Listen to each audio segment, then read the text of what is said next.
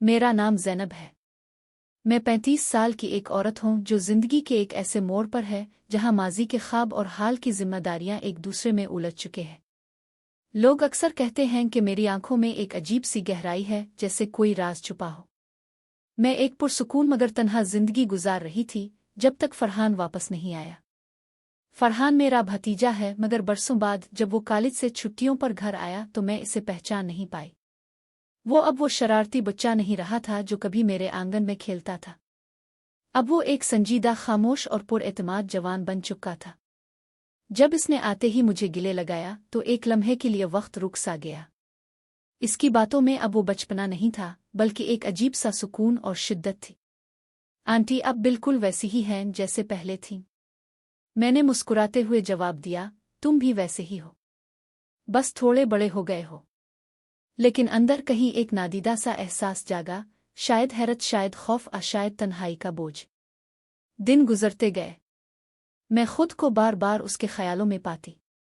इसकी मौजूदगी घर के सन्नाटे को तोड़ देती थी। कभी वो किचन में आ जाता, कभी बातों में मेरी मदद मांग लेता। वो हर वक्त मेरे करीब रहने के बहाने ढूंढता और मैं हर बार खुद को ये यकीन दिलाने की कोशिश करती कि ये सब मेरा वहम है। एक दिन मैं खाना बना रही थी जब इसने आकर कहा, आंटी आप हमेशा इतना सुकून से सब कुछ कैसे कर लेती हैं? मैंने मुस्करा कर कहा, तजर्बा सिखा देता है फरहान। इस लम्हे मैंने महसूस किया कि वो मेरी बातों को सिर्फ सुनता नहीं बल्कि महसूस करता है, जैसे वो मेरे दिल के अंदर झांकने की कोशिश कर रहा हो। कभी कभी इसकी आंखों में ऐसा तासुर होता जैसे वो कुछ कहना चाहता हो मगर रुक जाता हो। मैं चाहकर भी इस नज़रों से भाग नहीं पाती थी। दिल चाहता था कि सब मामूल पर रहे, मगर कुछ बदल चुका था हम दोनों के अंदर। एक शाम उसने मुझे अपने कमरे में बुलाया। कहने लगा, आंटी मुझे कुछ दुखाना है। मैं गई मगर उसके चेहरे पर एक अजीब संजीदगी थी। क्या बात है? मैंने पूछा। कुछ नहीं, बस लगा कि अब से बात किए बगैर दिल नहीं लगता। मैं खामोश रही। लम्हा भर के लिए इसके लहजे में एक सच्चाई महसूस हुई, मगर वो सच्चाई ऐसी थी जिसका सामना करने की हिम्मत ना इसमें थी ना मुझ में। इस रात नींद नहीं आई। मैं बार बार सोचती रही, ये एहसास किया है माँ जैसा का कुछ और। मैं खुद से नजरें नहीं मिला पा रही थी। इस दिन के बाद फरहान के अंदाज में एक खामोशी आ गई थी। वो मुझसे नजरें चरा कर बात करता, मगर उसकी आंखों में कुछ ऐसा था जो लफ्जों से ज्यादा बोलता था। मैं खुद भी उलझी हुई थी, गुस्सा, शर्म और एक अजीब सा एहसास कुर्बत, सब एक साथ दिल में सिमटे हुए थे। कभी वो यूं ही आकर कहता, आंटी आपको पता है मेरे दोस्त आपके बारे में बात करते हैं, कहते हैं तुम्हारी खाला बहुत खूबसूरत है। मैं हंसते हुए टाल देती, बकवास न करो फरहान। लेकिन दिल के किसी कोने में एक चिंगारी सी जल उठती, शायद ये एहसास कि कोई मुझे देखता है, महसूस करता है, चाहे गलत जाविये से ही सही। एक शाम इसने कहा, आंटी चुल्लू आज चांद देखने चलते हैं। मैं हैरान हुई मगर चली गई। छत पर मोमबत्तियां जल रही थीं। हवा में हल्की सी ठंडक और खामोशी थी। इसने अपना गिटार उठाया और एक नर्म सा धन छेड़ दी। ये आपके लिए है आंटी। मैं कुछ देर सुनती रही, फिर मेरी आंखों से आंसू बह निकले। आप रो क्यों रही हैं? इसने पूछा।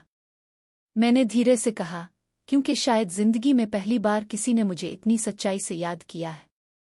इस लम्हे वो मेरे करीब आया। मैंने खुद को रोकने की कोशिश की, मगर जज्बात अपनी राह ले चुके थे। मैंने सिर्फ इतना कहा, यह गलत है फरहान, और वो चुप रहा। हम दोनों के दरमियान सिर्फ सांसों की आवाज थी, उलझी हुई, बोझल, मगर बेइंतहा सच्ची। इसके बाद हमने खुद को एक दूसरे से दूर रखने की कोशिश की, मगर ये दूरी भी एक सजा बन गई। कभी किचन में, कभी बरामदे में, कभी किताबों के दरमियान हम एक दूसरे से नजरें चराकर भी एक दूसरे को ढूंढते रहे। फिर एक दिन मैंने फैसला किया। मैं इसके कमरे में गई और कहा, फरहान ये ताल्लुक नहीं चल सकता। वो खामोशी से मेरी तरफ देखता रहा, फिर बोला, क्यों आंटी? क्योंकि लोग क्या कहेंगे? मैंने निगाहें नीची करके कहा, नहीं, क्योंकि कुछ रिश्ते अगर हद से आगे बढ़ जाएं तो टूट जाते हैं। मैं तुम्हें खोना नहीं चाहती। इसकी आंखों में आंसू आ गए। आंटी मैं आपके बगैर नहीं रह सकता। मैंने धीरे से इसका हाथ थामा और कहा, ہم دونوں کو مضبوط رہنا ہے فرحان۔ یہی محبت کی اصل قیمت ہے۔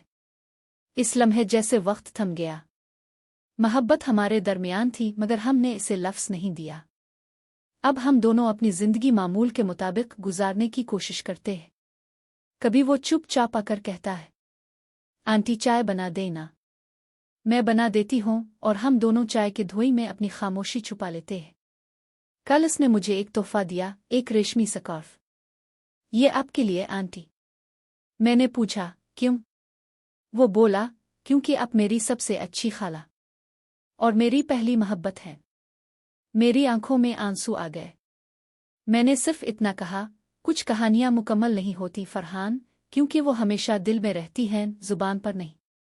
شاید کسی اور زندگی میں کسی اور وقت ہم آزاد ہوتے، لیکن اس زندگی میں ہم صرف خالہ اور بھتیجا ہیں، اور یہ محبت اپنی جگہ خاموش مگر زندہ ہمارے درمیان ہمیشہ رہے گی۔